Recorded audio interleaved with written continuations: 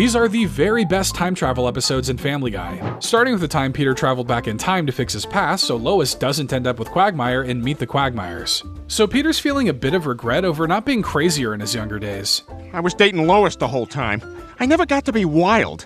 Yeah, it's too bad he got sacked with a beautiful, loving wife. He really pulled the short straw in life, huh? But a fall from Horace leads to death showing up, which gives Peter an idea. Could you let me go back in time and be 18 again? Is that just something he can do? Peter must be more educated on Grim Reaper lore because I was not aware of that.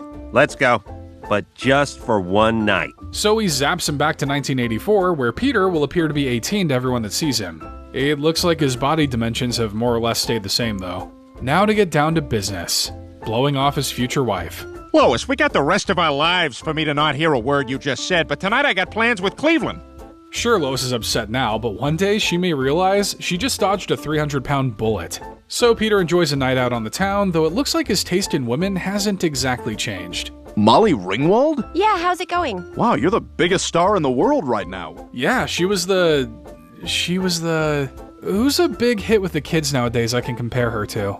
Jane Fonda? Well, death eventually returns Peter and Brian home. And don't worry about missing Molly, Peter. Peter, it's me. Molly, your wife? Molly Ringwald? You're my wife? You know, you from a few hours ago would be doing backflips right now if you learned this. Maybe just ride this one out and see where it goes. But if she's his wife and he's her husband, then who's flying the plane? Also, where's Lois? That's weird. Looks like she's coming out of Quagmire's house. And she's not running for her life like you may think. She actually ended up marrying Quagmire. Let's go play schoolgirl and guy who has with schoolgirl. And when Peter and Brian go over for dinner, they're also introduced to their big-chinned children. As if those kids weren't unsightly to begin with. Peter tries to win Lois back over, but he made this decision long ago when he decided to ditch her to go out and party. Wait a minute, you actually reap what you sow? Since when? When he kissed me that night at the country club dance, I knew we'd be together forever. So Peter enlists Death's help to take him back and make things right, but attempt... Crap! Death! After attempt... Death! After attempt... Oh, crap! Death! You know, maybe it'll just be easier on the universe if Peter and Lois don't get together. You know what? I'm not doing it again. Screw this! No more mulligans! You're on your own! So it looks like Peter will have to apologize to Lois. Like that's ever fixed anything before. Lois, I'm so sorry. I promise I'll make it up to you tonight. We can watch any stupid movie you want. Sorry, I've already got plans. And those plans rhyme with Quagmire. Good luck deciphering that riddle. So if Peter doesn't lock in, the entire life that he knows will disappear from existence. Peter! Oh God, sorry. We should really be asking ourselves if Peter deserves to be happy. So Peter infiltrates the dance to make one last love declaration to Lois, who makes it clear she doesn't want anything to do with him. You had your chance with me and you blew it. Now leave us alone. Well, I guess it's time to jump from Plan B all the way to Plan P. And yes, the P stands for punch. Hey, Quagmire! And somehow this act of violence activates the part of Lois's brain that covers lust and desire as she ends up in Peter's arms. Oh, Peter, that was so passionate. Well, I didn't know I meant that much to you. So with their love saved and their future restored, there's only one way to end this. Brian, rickroll these suckers. Even if this does feel like a Back to the Future knockoff at times, this is still a super solid use of the time travel premise, giving us what-if futures and towing the line of just how dumb Peter can get. Plus, this is the only episode to not involve Stewie and his time machine, so that's gotta count for something too.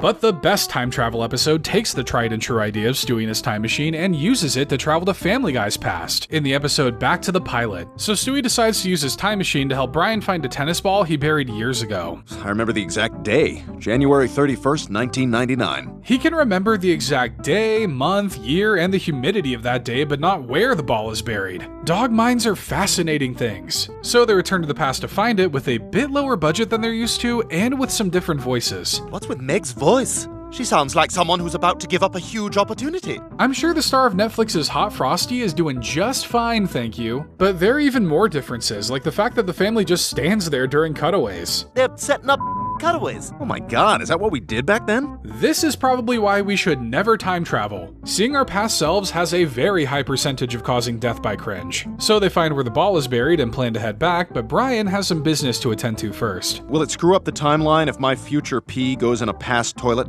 No, as long as it goes in the toilet. And not one drop can land on the ground, or boom, World War V. A war so terrible it skips past World Wars III and IV. But unfortunately for Stewie, he accidentally runs into his past self. You look like me, but that's utterly impossible. I'm afraid it's true. I'm you from the future. He was so young back then, what with his rough pencil edges and his big bulbous horse eyes. Stewie tries to pull Brian out of his hiding spot, but he falls onto Peter's car as he drives to the iconic stag party. Hey, who wants to play Drink the Beer? Right here.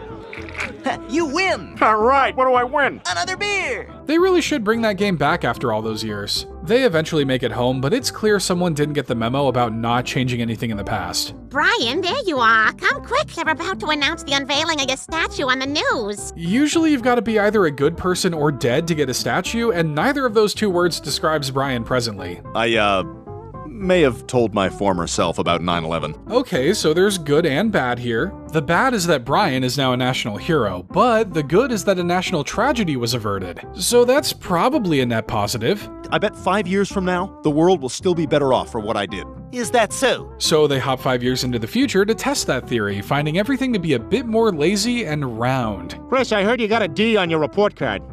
Here's a cutaway. Matthew McConaughey is terrible. Could this actually be a little commentary on how animation isn't infinitely better when it isn't 2D? Obviously, as someone who lives in the 2D world, I'm a little biased, but that isn't the worst part. Oh my god! Can't believe I'm saying this, but they've got to go back and stop Brian from stopping a huge tragedy. The greater good and all that. Shut it! So they go to the past to stop their past selves from speaking to their further past selves, and it just goes off the rails from there. We're from the further future.